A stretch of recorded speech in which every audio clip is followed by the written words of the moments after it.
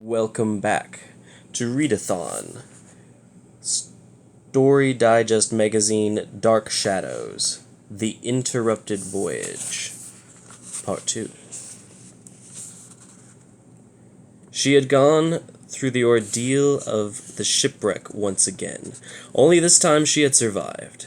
She was alive to hunt for Michael, to save him from his dreadful fate, just as she had been spared.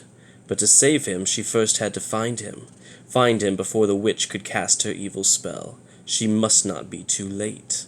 The desperate race with destiny gave her stamina to keep running.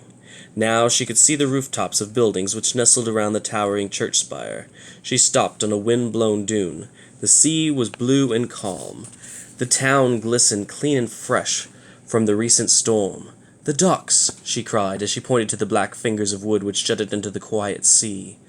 "That is where Michael waits." Without waiting for Barnabas, she ran down the slippery sand to the water's edge. Running on the hard-packed beach, she held her gaze fast to a dock on which she could see the small, distant figure of a man. "Michael!" she cried. Her shout carried on the gentle wind back to where Barnabas hurried to join her. A shudder passed through his body as he looked toward the dock.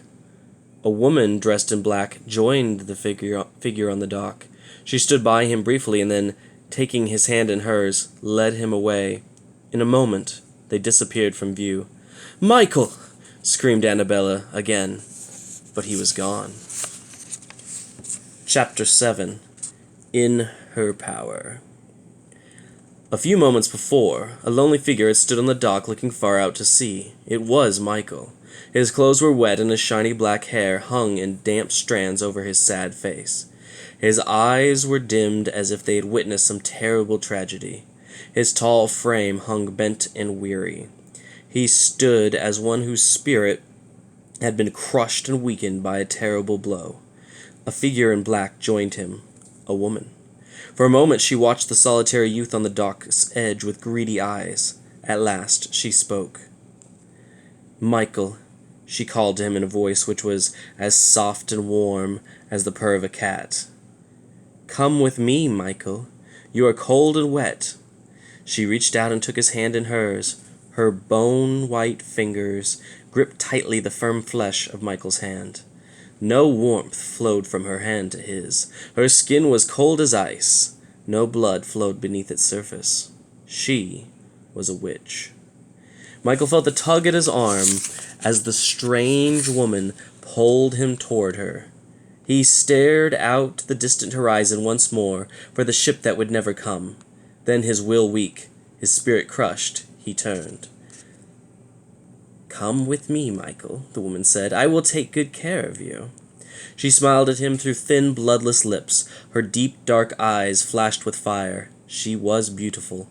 Her hair was coal-black and hung in long, straight tresses over her shoulders. It circled her face in a tight cap which contrasted deeply with the brilliant white of her skin. She was tall, almost as tall as the handsome youth at her side, who followed her quietly as she stepped from the dock onto the cobbled streets of Salem town. Far down the beach, too far for their shouts to be heard, ran a young girl in a gray velvet gown, her bright yellow hair blowing in the wind, and a handsome dark man in a flowing cape. The couple on the dock did not see them. Instead, as if to keep an appointment, the witch led Michael quickly away. In an instant, they disappeared from view. Chapter 8. Strangers and Suspects. Deeply alarmed by what he had seen, Barnabas dashed past Annabella toward the clock. "I must keep them in sight," he called. "We must not lose them, or it will be too late." His long strides carried him far ahead of her. Soon he reached the dock. "Gone!" he exclaimed. The street which extended away from the dock was empty. He scanned the long rows of buildings which lined either side of the street. Storm shutters and doors were still in place. The town was still covered against the storm which had raged so short a time before. "Barnabas!" It was Annabella. She looked up to the dock from where she stood on the beach below. "Is he there?" she asked, her voice breathless with apprehension. "Is Michael there?" Barnabas extended his hand to her as she climbed up onto the dock. "No, Cousin Annabella," he answered. "He is gone." Annabella's breath came in short bursts. "That woman," she panted, Was that woman a witch? The words sprang cold and fearful from her lips. Perhaps not, answered Barnabas. Perhaps it was a friend, but his eyes betrayed his lips. Annabella put her hand on Barnabas's shoulder. You are so compassionate, Barnabas, so kind. You need not try to protect me from the truth. She looked up into his eyes with devotion. It was the witch, wasn't it? As if suddenly jarred loose from a dream, Barnabas whirled toward the cobbled street. It is not too late, he said. She has him, but she must have time to wrest his soul from within him. He grabbed Annabella by the arm and began to run. We must find them. We must find them before she can work her black arts on him. We must stop her before she can call up the forces from below to turn Michael into a mindless slave. They reached a point where two streets crossed. They cannot have gone far, shouted Barnabas, stopping quickly and looking first down one street and then up the other. People began to emerge from the buildings and houses which lined the streets. Children began to play in the streets. Soon the small town's avenues and streets were crowded with the simple folk of Salem. Barnabas ran to a group of people who stood quietly talking at the entrance to a house. Excuse me, he said urgently. I am looking for a friend, a young man. He is with a woman dressed in black. They came this way. Have you seen them? His breathing was fast and heavy. His eyes were dark and fearful. The people stared at him for a moment, then moved quickly away. A stranger, said one man to another. Did you see his eyes? Asked a woman. And his clothes? Asked another. They watched Barnabas as he stood helpless on the corner. He is a strange one, they said. I have never seen one like him before. As quickly as they had appeared, they vanished each into his own house. They are frightened of me, said Barnabas. He clenched his fists in frustration. Somewhere within one of these buildings, Michael's spirit is being torn from his grief-weakened body, and no one will help me find him. He whirled to Annabella, who had joined him. We will find him ourselves, he shouted. We will search this street house by house. You go to that side, Annabella, and I will take this side, he said as he pointed to the street opposite. But we must hurry, he said. Our task will be multiplied 1,000 times if we do not find him now, before she takes his soul. His voice rang with the terror of one who knew too well the agony of a soulless existence in the dark shadows of life. Even as he finished speaking, he began to pound against the weathered wooden door of a house at the end of the street. Annabella hurried away. Who is it? A man's voice came from the inside of the house. I seek a friend, called Barnabas through the door. Before he could continue, it opened. A burly man stood facing him. You'll find no friend of yours here, hissed the man as he quickly slammed the door shut. Barnabas hurried to the next house. Again his pleas were met with fearful contempt. A man at the end of the street watched Barnabas as he ran from door to door. How odd, he said to a friend standing next to him, that a strange black-caped man should appear on a dock where no ship has entered since the most fearsome storm in years. Yes, answered the friend, and is it not odd, too, that wherever he goes he is despised? They watched as Barnabas pounded on yet another door. There is something about him that bears watching, said the first man. Something very strange. They quickly hurried away. Chapter 9. A Dark Ceremony. Inside one of the houses, not far from where Barnabas stood, a dark figure moved silently through the gloom. It was the witch. Behind her, walking as if he were in a trance, was Michael. Come, Michael, said the witch. We must hurry. Her voice was sharp and dry. She no longer spoke in soft purring tones. Her eyes sparked with the fire of the underworld. Michael followed her into the darkness. They reached a large, pitch-black room. The witch turned to Michael. Sit, she said, pointing to an odd three-legged stool which sat in the center of the room. She placed her hand on his shoulder, and her arms high over her head. Oh, spirit of the night, she cried, her voice shrill and piercing in the strange quiet. Hear me, thy daughter, and send unto me the fires of thy unholy place. As she spoke, a clap of distant thunder rumbled from far beneath the cold tile floor. At the same time, bright yellow flames leaped from her fingertips.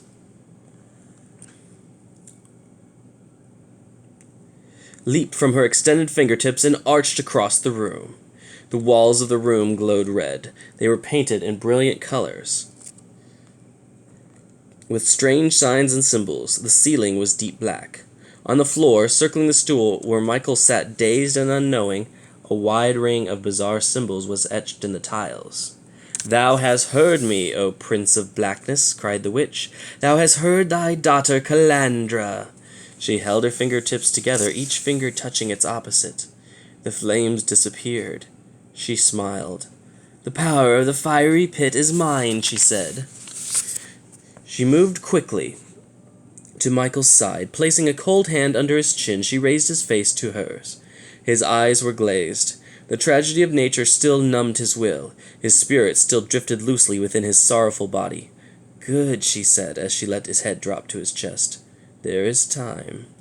Calandra pointed a long white finger to a corner of the room. "Flames of fire, burning bright, fill this place with sulphur light," she chanted. Again the tips of her fingers sizzled with fire. A jet of flame spat from her extended finger. The fire reached the corner, and instantly a black candle resting there burst into bright, blood-red flame. She repeated the strange process until similar flames danced evilly from each dark corner. A sudden pounding thundered through the house. Calandra whirled. "The door!" she hissed. Annoyed at the interruption, "There is someone at the door." She dashed from the room toward the front of the house. Barnabas stood on the street anxiously knocking on the heavy wooden door. "There are but a few houses left," he said. "If they are not in one of these, we have lost them." He turned to Annabella, nearing the last house on her side of the street. "She is so sad," he said, his eyes reflecting the sorrow he felt for his tragedy-struck cousin. "I must not give up, no matter what evil blocks the way."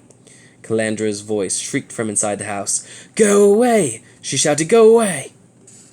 Barnabas listened to the odd voice which reached his sensitive ears. Something in that voice caused his blood to run cold. "Please," he called, "I seek a friend who has come this way. Perhaps he is here." He listened again, waiting to detect the curious sound in the voice which somehow reminded him of something sinister and deadly. "I am alone here," answered Calandra, speaking kindly now, as if to reassure him that she spoke the truth. "There is no one with me, and forgive me for saying it, do not recognize your voice among those of my friends."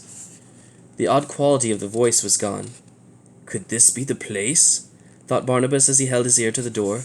"Has the witch sensed my presence and changed her tone to that of a frightened woman who dares not open her door to a strange voice?" No sound came from inside the house. Calandra stood on the opposite side of the door, her hands posed like talons, ready to grasp the throat of anyone who might enter her dark lair. Barnabas stepped back from the door. He lifted a shoulder and braced himself. "Open, or I will let myself in," he called. "I must know if my friend is there if I have to break in your door to find out." No answer came from within. "So be it," he called, and he began to throw his weight toward the door. "Barnabas, I see him!" It was Annabella. She ran from the opposite side of the street, pointing to a distant couple who hurried toward a crowd of people in the city square. "There," she called, "Michael and the witch!" In the instant before his weight struck the door, Barnabas stopped his forward plunge. He looked to where Annabella pointed. He too saw a black-clad woman, her long, raven hair streaming down her back, leading Michael into the crowd. "The witch!" he cried. "It is she!" Leaving Annabella behind to catch up as best she could, Barnabas raced up the street toward the crowd. Inside the house, Calandra rubbed her thin hands together as her eyes rolled deeply within her sockets. Her body stiffened as she went deeply into a trance. "Let whoever would dare seek out a sister of night follow one which has no form," she said. "Let them follow a vision placed in their minds by the very one they would attempt to find." The sounds of Barnabas's rapid footsteps faded. Calandra opened her eyes. A smile played over her lips. "Someone has come from another time," she said softly, as she returned to the dark room which held Michael prisoner. "Someone with a mark of fear upon him." Her eyes closed to narrow slits.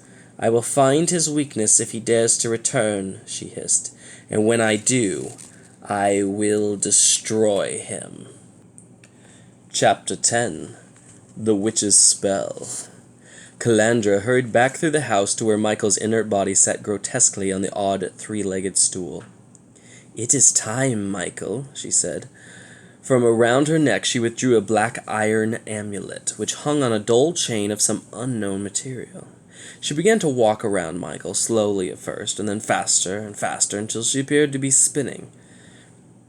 "Prince of Evil," she cried as she whirled around and around, "arise from thy place in the kingdom of night and come to me." As she spoke, a roaring flash of flame leaped from the circle of figures which surrounded her and her prey. It arched over their heads, covering them with a roof of impenetrable fire. Black smoke belched from the floor, and the tiles themselves turned bright crimson. Calandra opened the amulet, revealing a hollow chamber inside. She grasped Michael by his hair, holding his head back so that his mouth fell open. She thrust the amulet to his lips. "Drink!" she cried. Searing black liquid poured into his open mouth and gushed down his throat. "Drink!" she cried. The sound of her voice was lost in the roaring flames. "Drink and be mine." Still holding him with one thin white hand, she separated a lock of his hair from the fistful she clenched tightly in her evil grip. She extended a finger at the end of which glistened a razor-sharp nail. With the skill of an evil surgeon, she drew the fingernail across the lock of hair, severing it from Michael's crown. "As long as this abides with me, your immortal soul will not be free," she chanted. Putting the lock of hair in the hollow portion of the amulet, she replaced the chain around her neck. "You are mine," she said. Instantly, as if in a faint, the witch dropped to the floor. The fires and the candles went out as if blown out by an unseen breath. The room was pitched into total darkness. All was quiet. Chapter 11. Stones of Hate. In the square, Barnabas searched fruitlessly for the two forms he had seen disappear into the crowd. The townspeople of Salem eyed the stranger in their midst with suspicion as he made his way from face to face, asking for a youth named Michael who accompanied a woman dressed in black. "I have seen neither of them," shouted an agitated man, in answer to Barnabas's query.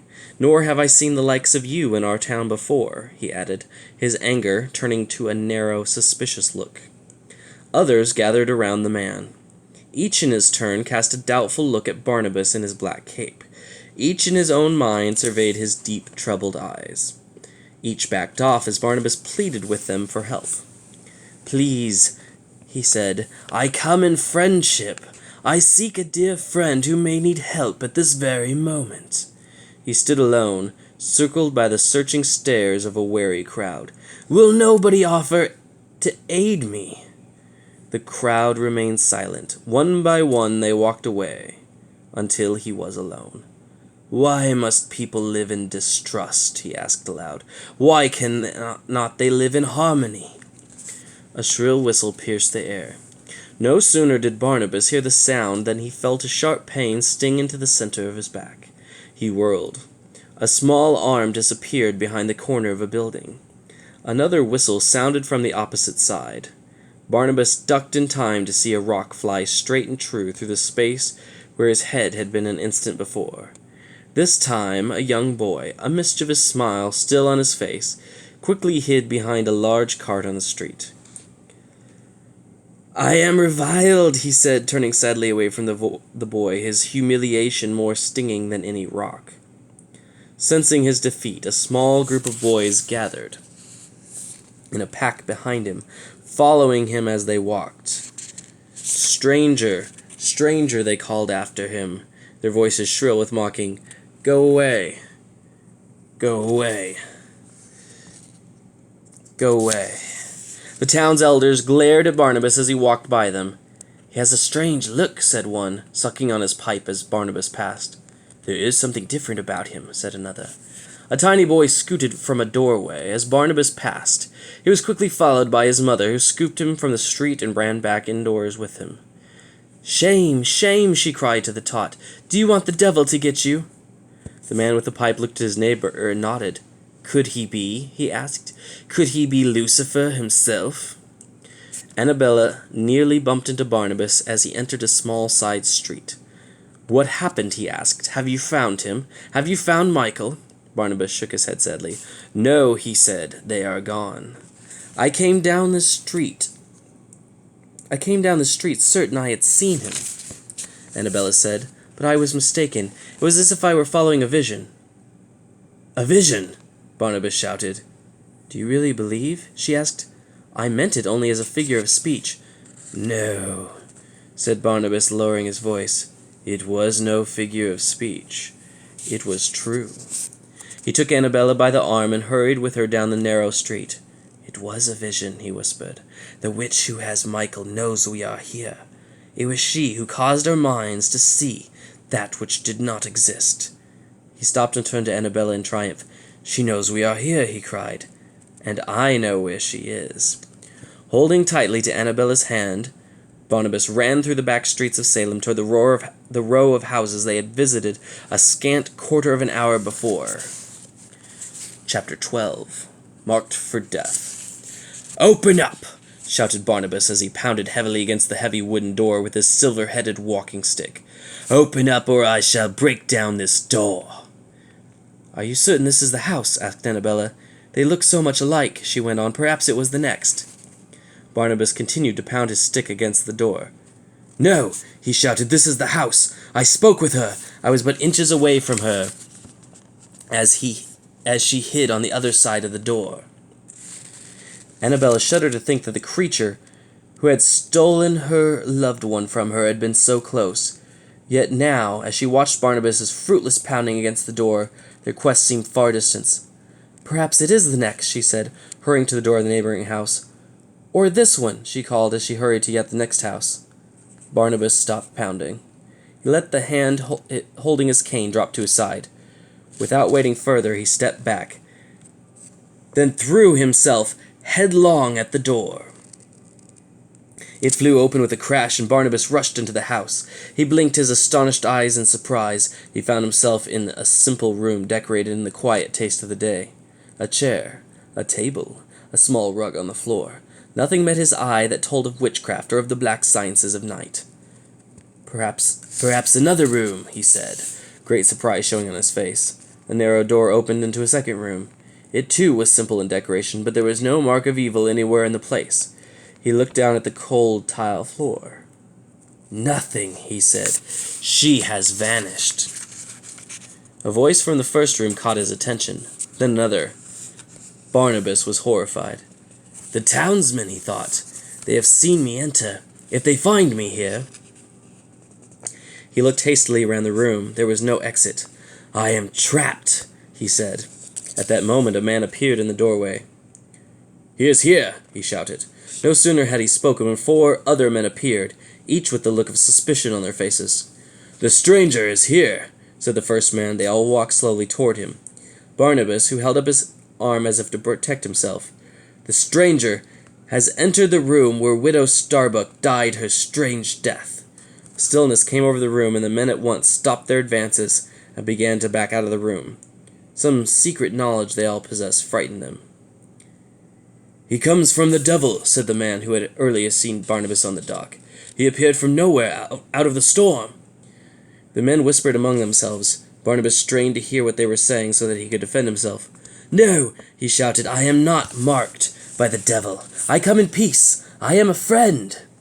His voice fell on deaf ears. "Look," cried a voice from the front of the house. The men in the hall turned and hurried out, leaving Barnabas alone. Barnabas listened. The men were talking. "These marks," said a voice. "They are the cloven hoof marks of the devil." Another man spoke. "His clothes, they are as black as night." Still another added his words. "His face, it is dark and evil. He is to be feared." "Perhaps it was he who caused the Widow Starbuck to go to her early grave," a man said. "No!" shouted Barnabas as he hurried to the front room, calling after the men who had turned and fled. "Come back! I am a friend! Please, please," he called. "You must understand." But the men were gone. Barnabas looked around him. He knew that the witch had used this house to take Michael's spirit from his body. He knew he was too late to prevent what had already been done. Now he had to find out how to undo the evil work. Something on a small table in the corner caught his eye. He walked to the table and reached down. "Hair," he said as he picked a small lock of auburn strands from the table. "That is how she does it. She possessed the widow Starbuck, just as she now possesses Michael." A chill of death shuddered through him as he replaced the dead woman's hair on the table and went out into the street. Annabella was returning from her search of the other houses. "I cannot find the house," she said as she joined him. "This is the only doorway which is as you described." Barnabas closed the door behind him. "There is no need to look farther," he said. "This was the place she used, but it is not her den now. She has changed it back the way it was before she took it over." "How does she do such a thing?" Barnabas looked up the empty street. "Townsmen came," he said. "Their words help me to understand how the witch we seek works." He turned back to Annabella. "The witch had taken the spirit of one who lived here, a widow Starbuck. I found the lock of hair the witch kept with her, as a sign of her possession." His thoughts went to the table. "Something must have happened," he went on, "something which made it necessary for the witch to give up her slave and seek another." Sensing that the same unspoken terror had come to Michael, Annabella gripped Barnabas tightly by the arm. "What did she do to her?" she asked. Barnabas placed his hand on Annabella's. "When a stolen spirit is of no more use," he said, "the witch allows him to die. Once his spirit has been taken from him, he is no longer of this earth. When it is returned, the person dies." Annabella tightened her grip on Barnabas. "Will it be the same with Michael?" she asked, the truth already known to her. "Yes," said Barnabas. Then he quickly added, "But when he dies, his spirit will be free to join you." He looked into her eyes with compassion. "Happiness will be yours," he said. Suddenly his face changed to dark seriousness. "But before that can come to pass, we must find the witch. We must get the talisman from her." "How?" cried Annabella. Hope and dread mixed wildly in her anxious hearts. "These are the cloven hoof marks the men spoke of." Barnabas saddened. "I do not know, Cousin Annabella, but however we accomplish our task, this house has given us a beginning." Then, as if his greatest fear had suddenly come true, he cried out, "No!" He stared at the door.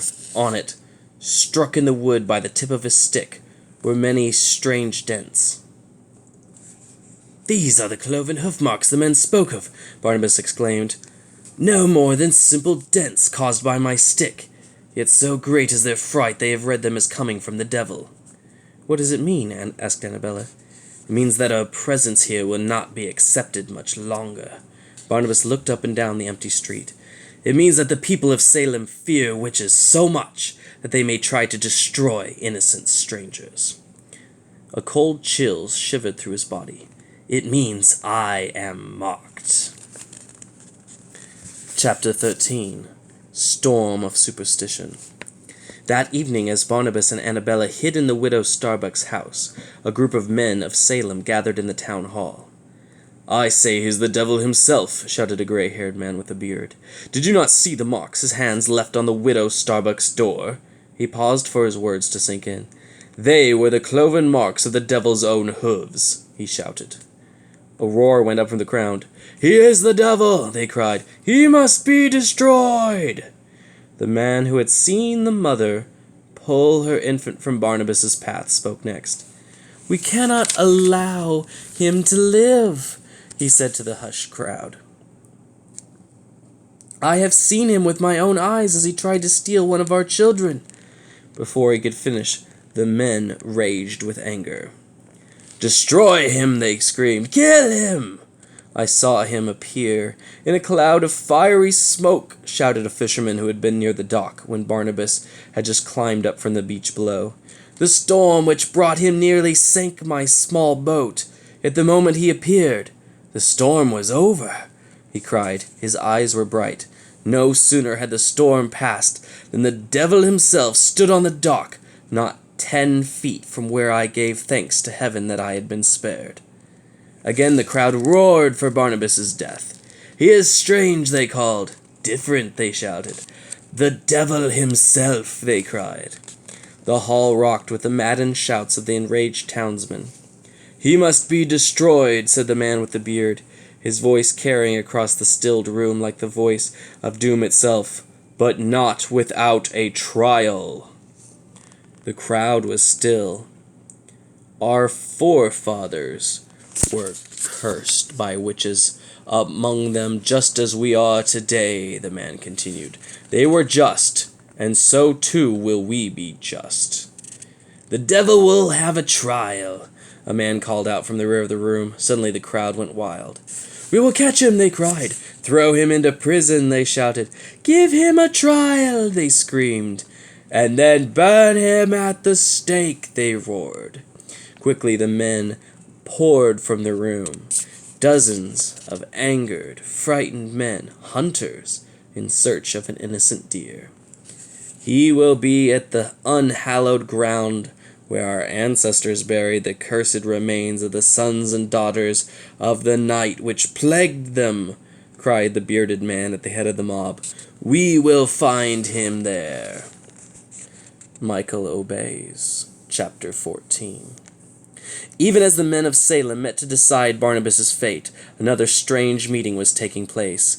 Deep within a cold stone crypt on the unhallowed burial ground where lay the remains of other witches, Calandra spoke quietly to Michael, the slave of her evil potion and terrible curse. A single black candle, with a flickering red flame, lit the dank interior of the tomb.